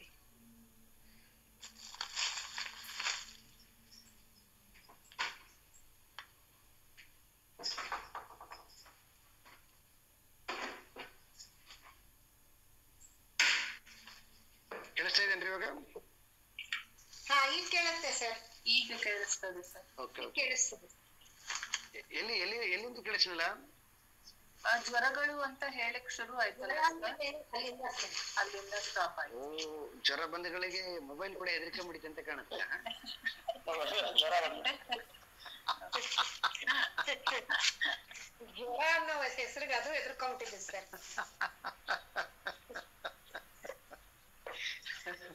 ಜ್ವರ ವರ್ಡ್ ಮೀನಿಂಗ್ ಸ್ವಲ್ಪ ಹೇಳ್ಬಿಡಿ ಸರ್. ಜ್ವರ ಅಂತಂದ್ರೆ ಏನಿದೆ? ಜ್ವರ ಅಂದ್ರೆ ತಾಪ ಅಂತ. ತಾಪ. ಈ ತಾಪವನ್ನ 3 ರೀತಿಯಾಗಿರ್ತಕ್ಕಂಥ ತಾಪ: ಸ್ಥೂಲ ಶರೀರದ ಜ್ವರ, ಸೂಕ್ಷ್ಮ ಶರೀರದ ಜ್ವರ ಮತ್ತು ಕಾರಣ ಶರೀರದ ಜ್ವರ ಅಂತ ಹೇಳ್ತಾರೆ ಅವರು.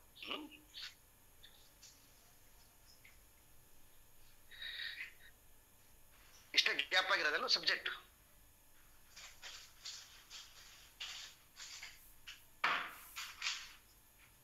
ಹೌದ್ರಾ? ಇನ್ನೇನಾದ್ರೂ ಗ್ಯಾಪ್ ಆಯ್ತಾ? ಇಲ್ಲ ಇಲ್ಲ, ಅಷ್ಟೇ ಸರ್.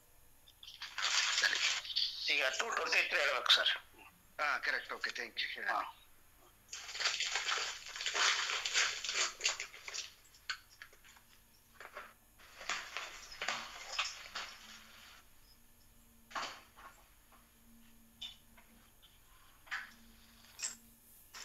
ಯಾರ್ದು ಮ್ಯೂಟ್ ಆನ್ ಇದೆ? ಮ್ಯೂಟ್ ಮಾಡಿಕೊಳ್ಳಿ. ಸ್ಥೂಲಂ ಸೂಕ್ಷ್ಮಂ ಕಾರಣಂ ಚ ಶರೀರಂ ತ್ರಿವಿಧಂ ಸ್ಮೃತಂ ಅವಶ್ಯಂ ತ್ರಿವಿಧೋಸ್ತೇವ ತತ್ರ ತತ್ರೋಚಿತೋ ಜ್ವರಃ. ತತ್ರ ತತ್ರ ಉಚಿತೋ ಜ್ವರಃ. ಉಚಿತ ಅಂತಂದ್ರೆ ಸಹಜವಾಗಿ 3 ರೀತಿಯಾಗಿರ್ತಕ್ಕಂತಹ ಜ್ವರ ಇದೆ ನೋಡಿ. ಇಂದಿನ ಶ್ಲೋಕದಲ್ಲಿ ಜ್ವರನೇ ಇಲ್ಲ ಅಂತ ಅಂದ್ಬಿಟ್ರು, ಮತ್ತೆ ಜ್ವರವನ್ನು ಹೇಳ್ತಾ ಇದ್ದಾರೆ. ಅಂದ್ರೆ ಇದನ್ನ ಎಷ್ಟು ಅಂದ್ರೆ ಡೀಪ್ ಆಗಿ ಅನಾಲಿಸಿಸ್ ಮಾಡಿದ್ದಾರೆ ಅಂತಂದ್ರೆ, ಅದಕ್ಕೆ ಗೀತೆಯಲ್ಲಿ ಬಹಳ ಸ್ಪಷ್ಟವಾಗಿ ಮಾತ್ರಾ ಸ್ಪರ್ಶಾಸ್ತು ಕೌಂತೆಯ ಶೀತೋಷ್ಣ ಸುಖ ದುಃಖದಾಹ ಆಗಮ ಪಾಯಿನೋ ನಿತ್ಯ ತಾಂ ಇತಿ ಕ್ಷಸ್ವ ಭಾರತ ಅಂತ ಒಂದು ಶ್ಲೋಕ. ಇದರಿಂದ ಏನು ಗೊತ್ತಾಗತ್ತೆ ಅಂತಂದ್ರೆ, ಪ್ರಕೃತಿಯಿಂದ ಹೇಗೆ ಸಹಜವಾಗಿ ನಮಗೆ ಬಿಸಿಲು ಮಳೆ ಮಾತ್ರ ಅಂದ್ರೆ ಕಾಲದ ಸ್ಪರ್ಶದಿಂದ ಹೇಗೆ ಸಹಜವಾಗಿ ಆಗುತ್ತೋ ಹಾಗೆ ಜ್ಞಾನಿಯಾಗಿರ್ತಕ್ಕಂಥವನಿಗೆ ಶರೀರ ಇರೋ ತನಕನ್ನು ಕೂಡ ಈ ಜ್ವರಗಳದು ತೋರುವಿಕೆ ಮಾತ್ರ ಇರುತ್ತದೆ, ತಾಪ ಇರ್ತದೆ ಅಂತ ಹೇಳಂಗಿಲ್ಲ ಅವರು. ಜ್ವರದ್ದು ಯಾಕಂತಂದ್ರೆ ನಾವು ಒಂದು ಯಾವುದಾದ್ರೂ ಒಂದು ಕಲ್ಮಶವಾದ ಪ್ರದೇಶದಲ್ಲಿ ಇದ್ವಿ ಅಂತಂದ್ರೆ ಹೆಂಗ ನಾವು ಕಲ್ಮಶ ಇಲ್ಲದೆ ಇದ್ರೂ ಕೂಡ ಆ ಹೊರಗಿಂದು ಒಂದಿಷ್ಟು ನಮಗೆ ಮೂಗಿನ ಮೇಲೆ ಪರಿಣಾಮ ಮಾಡುತ್ತೋ ಹಾಗೆ ಶರೀರ ಇರೋ ತನಕನ್ನು ಕೂಡ ಒಂದಿಷ್ಟು ಜ್ವರದಂತೆ ಕಾಣಿಸ್ತದೆ. ಅದಕ್ಕೆ ಈ ಜ್ವರಗಳನ್ನ ಸ್ವಲ್ಪ ವಿಚಾರ ಮಾಡೋಣ ಅಂತಂತಾರೆ ಅವರು. ಇದು ಜ್ವರ ಯಾವ್ಯಾವ ಅಂತಂದ್ರೆ ಒಂದು ಸ್ಥೂಲ ಜ್ವರ, ಸೂಕ್ಷ್ಮ ಜ್ವರ ಮತ್ತು ಕಾರಣ ಜ್ವರ. ಈ ರೀತಿಯಾಗಿ 3 ರೀತಿಯಾಗಿರ್ತಕ್ಕಂತಹ ಜ್ವರಗಳಿದೆ. ಸ್ಥೂಲ ಜ್ವರ ಗೊತ್ತಿದೆ ನಮಗೆ, ಸ್ಥೂಲ ದೇಹದಲ್ಲಿ ಆಗ್ತಕ್ಕಂಥದ್ದು. ಅದನ್ನೆಲ್ಲ ಡಿಟೇಲ್ ಆಗಿ ಹೇಳ್ತಾ ಇದ್ದಾರೆ, ನೋಡಣ್ರಿ. ವಾತ ಪಿತ್ತ ಶ್ಲೇಷ್ಮ ಜನ್ಮ ವ್ಯಾಧಯ ಕೋಟಿಶಸ್ತನೌ ದುರ್ಗಂಧಿತ್ವ ಕುರೂಪತ್ವಂ ದಾಹಭಂಗಾದಯಸ್ತಥಾ. ಇದು ಸ್ಥೂಲ ಶರೀರಕ್ಕೆ ಇರತಕ್ಕಂತಹ ಜ್ವರ. ಏನು? ವಾತ ಪಿತ್ತ ಶ್ಲೇಷ್ಮ ಇವು ಜನ್ಮ ವ್ಯಾಧಯ. ಶರೀರ ತಗೊಂಡಾಗ ಈ ಶರೀರದಲ್ಲಿ ಈ ವಾತ ಪಿತ್ತ ಕಫ ಅಂತಕ್ಕಂಥದ್ದು ಸಹಜವಾಗಿ ದೋಷ ಇರ್ತಕ್ಕಂತಹದ್ದೇ. ಕೋಟಿಶಂತನವು ಅಂದ್ರೆ ಅಸಂಖ್ಯವಾಗಿರ್ತಕ್ಕಂಥದ್ದು. ವಾತ ಪಿತ್ತ ಕಫ ಒಂದು 3 ಮೇನ್ ಆಗಿರ್ತಕ್ಕಂಥದ್ದು. ಆದ್ರೆ ಇದರಲ್ಲಿ ಎಷ್ಟು ಡಿವಿಷನ್ ಇದಾವ? ವಾತದಲ್ಲಿ ಎಷ್ಟು ವೆರೈಟಿ ಡಿಸ್ಟರ್ಬ್ ಇದಾವ, ಎಷ್ಟು ಡಿಸೀಸ್ಗಳಿದಾವ, ಪಿತ್ತದಲ್ಲಿ ಎಷ್ಟು ಡಿಸೀಸ್ಗಳಿದಾವ, ಕಫದಲ್ಲಿ ಎಷ್ಟು ಡಿಸೀಸ್ ಇದಾವ ಅಂತ ಅನ್ನೋದನ್ನ ನೀವು ಆವ ಆಯುರ್ವೇದಿಕ್ ಪಂಡಿತರನ್ನ ಕೇಳಿದ್ರೆ ಗೊತ್ತಾಗತ್ತಿದ್ರ. ಅವನು ಇಡೀ ಆರೋಗ್ಯವನ್ನ ಏನ್ ಮಾಡ್ತಾನೆ ಅಂದ್ರೆ ಅವನು ಈ ವಾತಪಿತ್ತ ಕಫದಿಂದನೇ ಮೆಜರ್ಮೆಂಟ್ ಮಾಡ್ತಾನ. ಇದು ಏನಂತಂದ್ರೆ ಇದು ದೇಹ ತಗೊಳ್ಳುವಾಗಲೇ ಈ ದೇಹದಲ್ಲಿ ಸ್ವಭಾವತಃ ಪ್ರಕೃತಿಯಿಂದ ಇರ್ತಕ್ಕಂತಹ ಈ ಜ್ವರಗಳಿಂದನೇ ದೇಹ ಆಗುತ್ತೆ ಅಂತ. ವಾತಪಿತ್ತ ಕಫ ಇಲ್ದಿದ್ರೆ ದೇಹ ಇರಕ್ ಸಾಧ್ಯ ಇಲ್ಲ. ಹಾಗಾಗಿ ಈ ವಾತಪಿತ್ತ ಕಫ ಅಂತಕ್ಕಂಥದ್ದು ಜನ್ಮ ವ್ಯಾಧಯ, ಜನ್ಮದಿಂದನೇ ಇದಕ್ಕೆ ಅಂದ್ರೆ ದೇಹ ತಗೊಂಡಾಗ್ಲೇನೆ ಆ ವ್ಯಕ್ತಿಗೆ ಸಹಜವಾಗಿ ಇದರದ್ದು ಜ್ವರ ಅವನಿಗೆ ತಾಕತ್ತೆ. ಮತ್ತೆ ಇದು ಇಷ್ಟೇ ಅಲ್ಲ, ಇನ್ನು ಹೊರಗಿಂದ ಹೇಳ್ತಾ ಇದ್ದಾರೆ ದುರ್ಗಂಧಿತ್ವ ಕುರೂಪತ್ವ ದಾಹ ಭಂಗಾದಯ ತಥಾ. ದುರ್ಗಂಧತ್ವ, ಶರೀರವನ್ನ ಸ್ವಲ್ಪ ನಾವು ಸ್ವಚ್ಛ ಮಾಡಿ ಕಳೆದೋಗ್ಬಿಟ್ರೆ ಅದು ಯಾರದೇ ಶರೀರ ಆಗ್ಲಿ, ಜ್ಞಾನಿದನಾಗ್ಲಿ ಅಜ್ಞಾನಿದನಾಗ್ಲಿ, ಅಕ್ಷರಸ್ಥನಾಗ್ಲಿ ಅನಕ್ಷರಸ್ಥನಾಗ್ಲಿ, ವಿದ್ಯಾವಂತನಾಗ್ಲಿ ಅವಿದ್ಯಾವಂತನಾಗ್ಲಿ, ಇಸ್ ನಾಟ್ ಇಂಪಾರ್ಟೆಂಟ್. ಯಾರದೇ ಆದ್ರೂ ಸ್ವಲ್ಪ ಸರಿಯಾಗಿ ಕ್ಲೀನ್ ಮಾಡಿ ಕಳೆದೋದ್ರೆ ಸ್ಮೆಲ್ ಬರತಕ್ಕಂಥದ್ದು, ಇಲ್ಲ ಒಳಗಡೆಗೆ ಏನಾದ್ರೂ ಕೆಟ್ಟೋಯ್ತು ಅಂತಂದ್ರೆ ಸ್ಮೆಲ್ ಬರತಕ್ಕಂಥದ್ದು ಸಾಮಾನ್ಯ. ಮತ್ತೆ ಕುರೂಪತ್ವ ಕೂಡ ಅದು ಜನ್ಮದಾರಭ್ಯ. ನಾವೇನು ನಮ್ಮ ಶರೀರ ಈಗಿರ್ಬೇಕಂತ ನಾವೇನ್ ನಿರ್ಣಯ ಮಾಡೋದಿಲ್ಲ. ಪ್ರಾರಬ್ಧಕ್ಕನುಸಾರವಾಗಿ ಶರೀರ ಬರ್ತದ. ಕೆಲವೊಬ್ರು ಕಪ್ಪು ಇರ್ತಾರೆ, ಕೆಲವೊಬ್ರು ಕೆಂಪು ಇರ್ತಾರೆ, ಕೆಲವೊಬ್ರು ವೈಟ್ ಇರ್ತಾರೆ, ಕೆಲವೊಬ್ರು ಎತ್ತರ ಇರ್ತಾರೆ, ಕೆಲವೊಬ್ರು ಕುಳ್ಳ ಇರ್ತಾರೆ. ನೋಡೋದಕ್ಕೆ ಕೆಲವೊಬ್ರು ವಿಕಾರವಾಗಿರ್ತಾರೆ, ಕೆಲವೊಬ್ರು ಸುಂದರವಾಗಿರ್ತಾರೆ. ಯಾರು ಇದಕ್ಕೆಲ್ಲ ಕಾರಣ? ಯಾರು ಕಾರಣಲ್ಲ. ಯಾಕೆ ಅಂತಂದ್ರೆ ಅವನು ತನ್ನ ಪ್ರಾರಬ್ಧಕ್ಕನುಸಾರವಾಗಿ ನಾನು ಇಂಥದನ್ನೇ ಶರೀರ ತಗೊಳ್ಬೇಕು ಅಂತ ಅವನೇ ಡಿಸೈಡ್ ಮಾಡ್ತಾನೆ. ಹಾಗಾಗಿ ಆ ತನ್ನ ಪ್ರಾರಬ್ಧಕ್ಕನುಸಾರವಾಗಿರ್ತಕ್ಕಂತಹ ಅವನು ರೂಪವನ್ನ ತಗೊಳ್ತಾನೆ. ಹೆಂಗ ನಾವು ಮನೆ ಕಟ್ಟುವಾಗ ನಮ್ಮ ಬ್ಯಾಂಕ್ ಬ್ಯಾಲೆನ್ಸ್ ಅನ್ನ ನೋಡಿ ನಾವ್ ಹೆಂಗ ಮನೆ ಕಟ್ಟಿಕೊಳ್ತೀವೋ, ಇಲ್ಲ ಯಾರೋ ಒಬ್ರು ಅರಮನೆ, ಮೈಸೂರದ್ದು ಅರಮನೆ ಕಟ್ಟಿದಾರೆ, ನಾವ್ ಯಾಕೆ ಕಟ್ಬಾರ್ದು, ನಮ್ಗೆ ಆಶೆದಲ್ವ ಅಂತ ಕಟ್ಟಕ್ ಹೋಗಲ್ಲ. ಯಾಕಂತಂದ್ರೆ ನಮ್ಮ ಹತ್ರ ಎಷ್ಟು ದುಡ್ಡದ, ಆ ದುಡ್ಡಿನ ಆಧಾರದ ಮೇಲೆ ಹೆಂಗ ನಾವು ಮನೆಯನ್ನ ನಿರ್ಮಾಣ ಮಾಡ್ತೀವಿ, ಹಾಗೆ ಪ್ರಾರಬ್ಧದಿಂದ ಅಂತಹ ಒಂದು ಶರೀರವನ್ನ ತಗೊಳ್ತಾನೆ. ಇದು ಶರೀರಕ್ಕೆ ಅಂಟಿಕೊಂಡಿರ್ತಕ್ಕಂತಹ ವ್ಯಾಧಿ.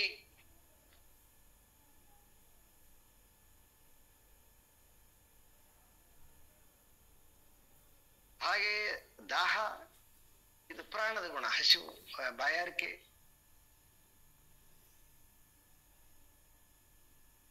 ಅಂತಕ್ಕಂಥದ್ದು ಅದು ಕೂಡ ಅಷ್ಟೇನೆ.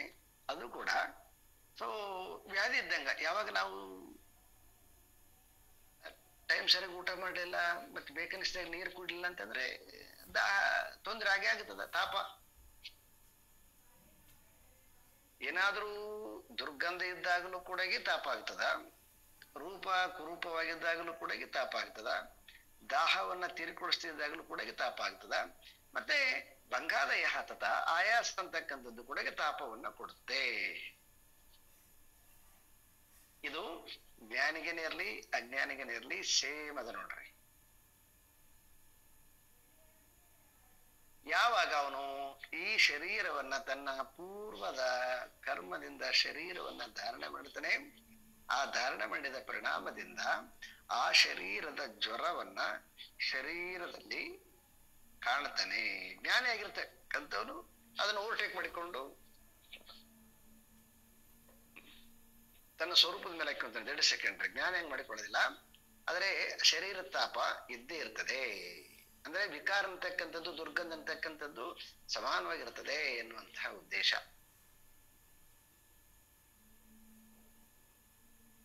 ಇನ್ನು ಸೂಕ್ಷ್ಮ ಜ್ವರ, ಕಾಮ ಕ್ರೋಧಾದಯ ಶಾಂತಿ ಧಾಂತ್ಯಾಧ್ಯಾಲಿಂಗ ದೇಹಗ ಜ್ವರ ದ್ವಯೇಪಿ ಬಾಧಂತೆ ಪ್ರಾಪ್ತ್ಯ ಪ್ರಾಪ್ತ್ಯ ನರಂ ಪ್ರಾಪ್ತ್ಯ ಅಪ್ರಾಪ್ತ್ಯ ನರಂ ಕ್ರಮಾತ್. 2 ರೀತಿಯಾಗಿರ್ತಕ್ಕಂತಹ ಸೂಕ್ಷ್ಮ ಶರೀರದ ಜ್ವರ. ಕಾಮ ಕ್ರೋಧ ಆದಯ. ಕ್ರೋಧ ಆದಯ ಅಂದ್ರೆ ಕಾಮ ಕ್ರೋಧ ಲೋಭ ಮೋಹ ಮದ ಅಂತ ಏನ್ ಕರಿತೀವಿ. ಇನ್ನು ಏನದೇವೋ ಇವೆಲ್ಲವೂ ಕೂಡ ಇವು ಸೂಕ್ಷ್ಮ ಶರೀರದ ಜ್ವರಗಳು. ಮತ್ತೆ ಇನ್ಯಾವು ಸೂಕ್ಷ್ಮ ಶರೀರಕ್ಕೆ ಇರ್ತಕ್ಕಂಥವಂದ್ರೆ, ಈಗ ಶಾಂತಿ, ಕರುಣೆ, ಸಹನೆ, ಸತ್ಯ, ಅಹಿಂಸ, ಇವು ಕೂಡ ಜ್ವರಗಳೇ. ಯಾಕಂತಂದ್ರೆ ನನ್ನಿಂದ ಕೋಪವನ್ನ ಕಂಟ್ರೋಲ್ ಮಾಡಕ್ ಆಗ್ತಾ ಇಲ್ಲ ಅನ್ನುವಂತಹದ್ದು ಜ್ವರ, ನನಗೆ ಶಾಂತಿ ಸಿಗ್ತಾ ಇಲ್ಲ ಅನ್ನುವಂಥದ್ದು ಜ್ವರನೇ. ಯಾರು ಸಾಧನವನ್ನ ಮಾಡ್ಲಿಕ್ಕೆ ಹೋಗ್ತಾನೆ, ಸಾಧನೆ ಮಾಡಕ್ ಹೋದವನಿಗೆ ಈ ಕಾಮಕ್ರೋಧಾದಿಗಳೆಲ್ಲ ಏನ್ ಬರ್ತಾವ? ಅಡ್ಡಿ ಬರ್ತಾವ. ಮತ್ತೆ ಯಾರು ಸಂಸಾರವನ್ನ ಮಾಡ್ತಾನ, ಆ ಸಂಸಾರಿಗೆ ಈ ಕಾಮಕ್ರೋಧಾದಿಗಳು ಇಲ್ಲದೆ ಹೋದ್ರೆ ಸಂಸಾರ ಹೆಂಗಾಗುತ್ತ? ಅಲ್ಲಿ ಸಂಸಾರನೇ ಆಗೋದಿಲ್ಲ. ಏನಾದ್ರೂ ನೀವು ಕೇಳ್ಬೇಕು, ಅವ್ರೇನಾದ್ರೂ ಕೇಳ್ಬೇಕು, ನೀವೇನಾದ್ರೂ ತಕ್ಕೊಡ್ಬೇಕು, ಸಮಥಿಂಗ್ ಸಮಥಿಂಗ್ ಸಮಥಿಂಗ್ ಇದ್ದಾಗ್ಲೇನೆ ಸಂಸಾರ ಅರ್ಥ ಇರ್ತದೆ. ಏನು ಕೇಳೋದಿಲ್ಲ ಕೊಡೋದಿಲ್ಲ ಅಂದಾಗ ಸಂಸಾರ ಹೆಂಗಿರ್ತದೆ? ಇರಕ್ ಸಾಧ್ಯ ಇಲ್ಲ. ಕೆಲವೊಬ್ರು ನಾವು ನೋಡ್ತೇವಲ್ಲ ಇತ್ತೀಚೆಗೆ, ಅವ್ರಿಗೇನು ಭಾವನೆ ಇಲ್ರಿ. ಆ ಭಾವನೆ ಇಲ್ಲದ್ರ ಜೊತೆ ಸಂಸಾರ ಮಾಡಕ್ಕಾಗತ್ತ? ಬಂಡೆ ಕೂಡ ಸಂಸಾರ ಮಾಡಕ್ಕಾಗತ್ತೆ ಮತ್ತೆ ಡಿವೋರ್ಸ್ ತಗೊಳ್ತಕ್ಕಂಥದ್ದು ನೋಡ್ತೀವಿ ನಾವು. ಯಾಕಂತಂದ್ರೆ ಸಂಸಾರಕ್ಕೆ ಏನ್ ಬೇಕು? ಅದರದೇ ಆಗಿರ್ತಕ್ಕಂತಹ ಜ್ವರ ಇರಬೇಕು.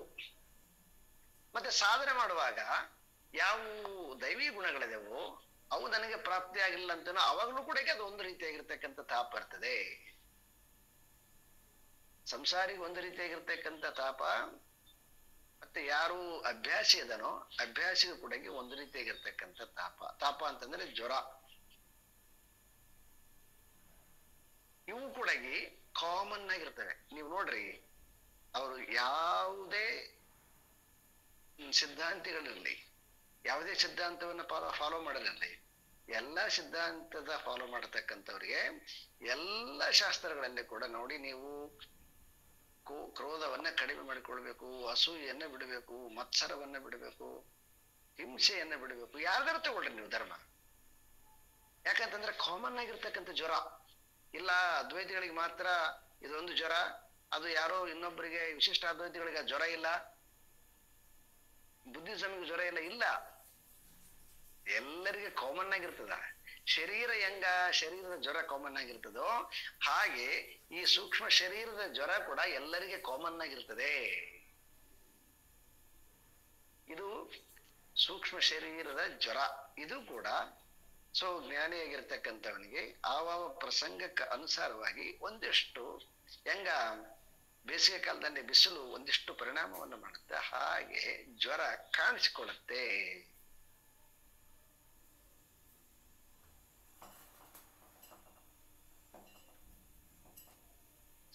ಪರಂ ಚ ನ ವ್ಯತ್ಯಾತ್ಮ ವಿನಷ್ಟ ಇವ ಕಾರಣೆ ಆಗಾಮಿ ದುಃಖ ಬೀಜಂ ಚೇತ್ ಏತತ್ ಇಂದ್ರೇಣ ದರ್ಶಿತಂ. ಈ ಏನು ಎರಡು ಜ್ವರಗಳಿದಾವಲ್ವಾ, ಸ್ಥೂಲ ಶರೀರದ ಜ್ವರ, ಸೂಕ್ಷ್ಮ ಶರೀರದ ಜ್ವರ. ಈ ಸ್ಥೂಲ ಮತ್ತು ಸೂಕ್ಷ್ಮ ಜ್ವರಗಳು ಕಾಣಿಸ್ಕೊಳ್ಬೇಕಾದ್ರೆ ಕಾಸ್ ಬೇಕಲ್ವಾ? ಏನದು? ಅದನ್ನೇನಂತ ಕರೆದ್ರು? ವಾಸನಾಮಯ ಪ್ರಪಂಚ ಅಂತ ಕರೆದ್ರೆ ಕಾರಣ ಶರೀರ. ಆ ವಾಸನಾಮಯ ಪ್ರಪಂಚದಲ್ಲಿರ್ತಕ್ಕಂತಹ ಬೀಜ ಏನ್ ಮಾಡುತ್ತೆ? ಈ ಜ್ವರಕ್ಕೆ ಕಾರಣವಾಗತ್ತೆ. ಆ ಕಾರಣದಿಂದ ಅಲ್ಲಿ ನಮ್ದು ಏನು ಸಬ್ ಕಾನ್ಶಿಯಸ್ ಲೆವೆಲ್ ಅಲ್ಲಿ ಯಾವ ಸಕಷಾಯಂ ವಿಜಾನೀಯ ಸಮಪ್ರಾಪ್ತಂ ನಚಾಲಯೇತ್ ಅಂತ ಮಾಂಡುಕ್ಯ ಕಾರ್ಯಕ ಮಂತ್ರ, ಆ ಕಷಾಯ ರೂಪದಲ್ಲಿ ಬೀಜ ರೂಪದಲ್ಲಿ ಇರ್ತದೆ. ಅದು ಯಾವಾಗ ಮೊಳಕೊಡಿತದ ಅಂತಂದ್ರೆ, ಹೆಂಗ ಒಂದೊಂದು ಕಾಲಕ್ಕೆ ಒಂದೊಂದು ಜೀವ ಜಂತುಗಳು ಹುಟ್ಟಿಕೊಳ್ತವೆ, ಆ ರೀತಿಯಾಗಿ ಪರಿಸ್ಥಿತಿಗೆ ಅನುಗುಣವಾಗಿ ಆ ಬೀಜ ಟ್ರಿಗರ್ ಆಗುತ್ತೆ ಒಳಗಡೆಗೆ. ಅದು ಕಾಮಕ್ರೋಧಾದಿಯಾಗಿ, ಆ ಕಾಮಕ್ರೋಧಾದಿಗೆ ಅನುಗುಣವಾಗಿ ದುರ್ಗಂಧ ಸುಗಂಧವಾಗಿ ಅದು ದೇಹದ ಮೇಲೆ ಮನಸ್ಸಿನ ಮೇಲೆ ಪರಿಣಾಮ ಮಾಡುತ್ತೆ.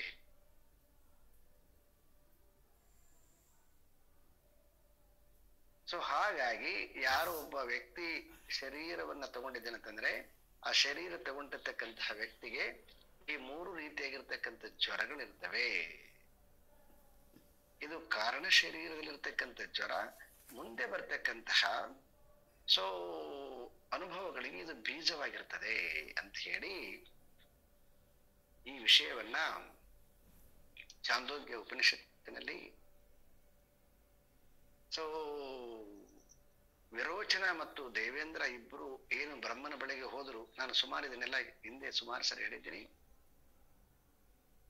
ಅವನು ಒಂದೇ ಒಂದು ಉಪದೇಶಕ್ಕೆ ಹೊರಟೋದ, ಆದ್ರೆ ಇಂದ್ರನಿಗೆ ಸಂಶಯ ಬಂದು ಪುನಃ ಪುನಃ ಪ್ರಶ್ನೆ ಕೇಳಿದಂಗೆಲ್ಲ ಒಂದೊಂದೇ ಜಾಗೃತ ಸ್ವಪ್ನ ಸುಷುಪ್ತಿಯ ಹೇಳಿ ಸುಷುಪ್ತಿಯ ಅವಸ್ಥೆಯನ್ನ ಹೇಳುವಾಗ ಪ್ರಜಾಪತಿ ಈ ಜ್ವರಗಳ ಬಗ್ಗೆ ಚಾಂದೋಗ್ಯ ಉಪನಿಷತ್ತಿನ ಹೇಳಿದ್ದಾರೆ.